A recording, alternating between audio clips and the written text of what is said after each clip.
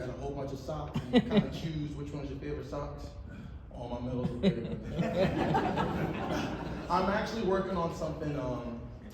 I actually just re-signed my contract with Adidas, and I have another 4 years left in this amazing sport, and I think I'm going to retire early. But I have a vision in my head, so I think I'm gonna try to hang up every single medal and make something nice for myself. Okay. Yeah. Brent, you said you have another 4 years.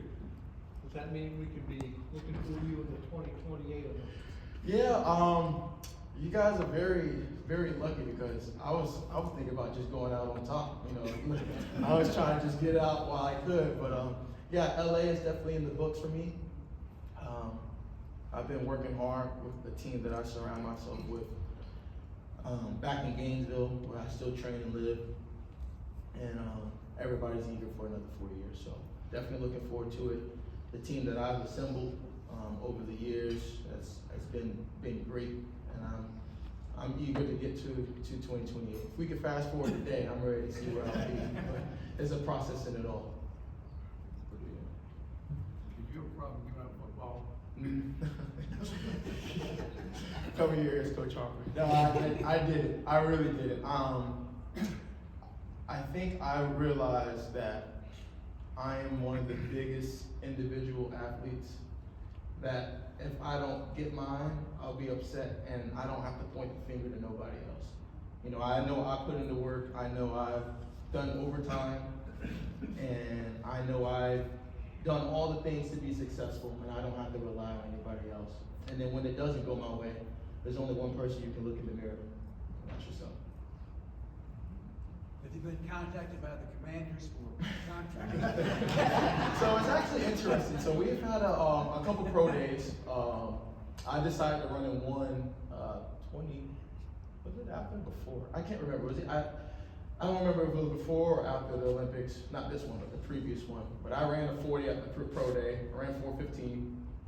Was very upset. Christian Coleman, another world champion, ran 4:11. So I was like, I'm faster than Christian. I wasn't. So I think I'll give it one more try, and we'll see what happens. You won't see me on an NFL team though. I just like going out there, just be able to talk to Bill Belichick every now and then, and go off my day.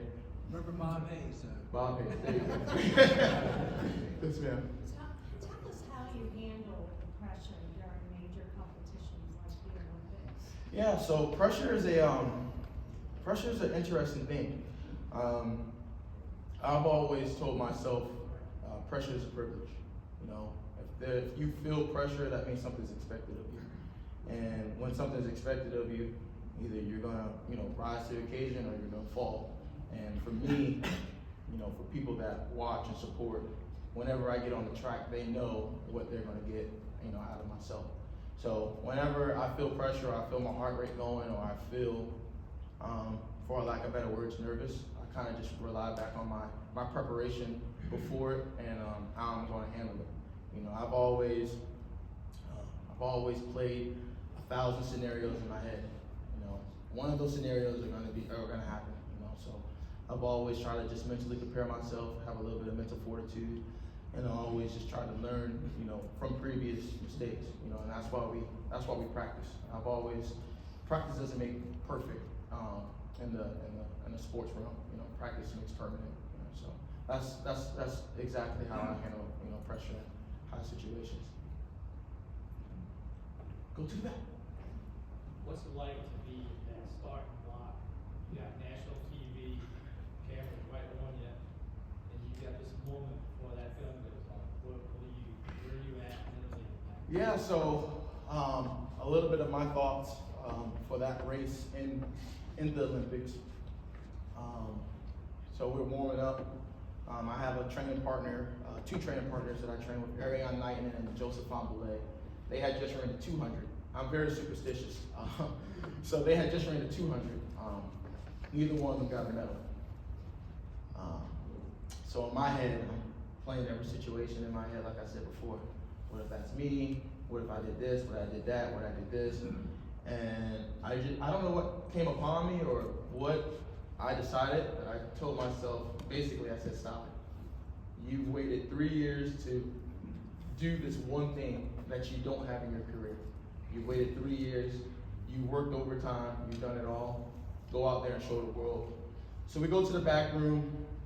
A lot of mind games. People play mind games. It's a lot of yelling, it's a lot of slapping, it's a lot of just people either talking to you, trying to get in your head. It's just a lot. So I remember I walked outside, there was another track, and I just walked. I just act like I was back at home. My dad and I playing football when I was younger. Mom and I walking, just talking about life. Thinking about some of the best practices I've had. What I'm grateful for, the platform that God has given me to not only see the world, but to do this in front of the world. And I walked back in there, put my spikes on, threw some water on my face, and I just went out there and basically told myself, I got on the blocks, and I just pictured everything was just black on the outside. And I just saw a lane with 10 hurdles on a beautiful purple track, and it's quiet, just like this. And you hear the starter say set, it's like a little microphone, so shit, it sounds like that. It's really distracting. And then I just remember the gun going off. I didn't have the best start, but I had a good start, and just decided just to have the best track meet of my life.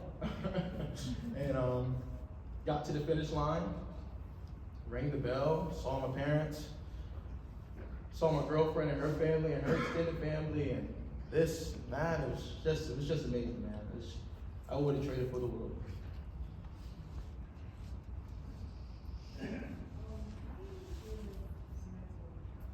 Is it mental challenges?